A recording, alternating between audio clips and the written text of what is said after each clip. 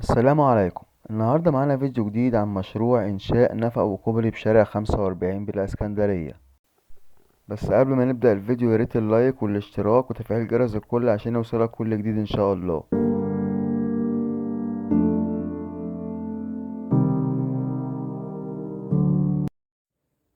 ممشى سياحي جديد في الإسكندرية. الهدف من المشروع القضاء نهائيا على الاختناقات المرورية. إنشاء ممشى سياحي للتروج عن المواطنين. عناصر المشروع: تنفيذ نفق مفتوح يشمل حارتين للمشاة، إنشاء كوبري عند نهاية النفق 3 حارات، إنشاء ممشى على طريق الكورنيش، توسعة الطريق من 6 إلى 10 حارات، وهيبقى إضافة جيدة ومميزة لكورنيش الإسكندرية. تابع معانا الفيديو للنهاية.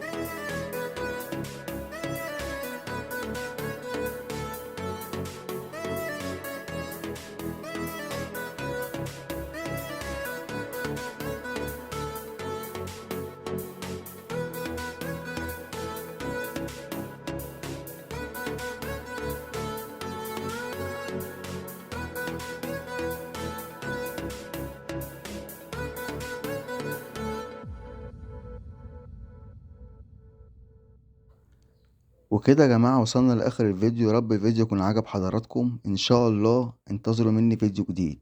سلام، وربنا يحفظ مصر وأهلها.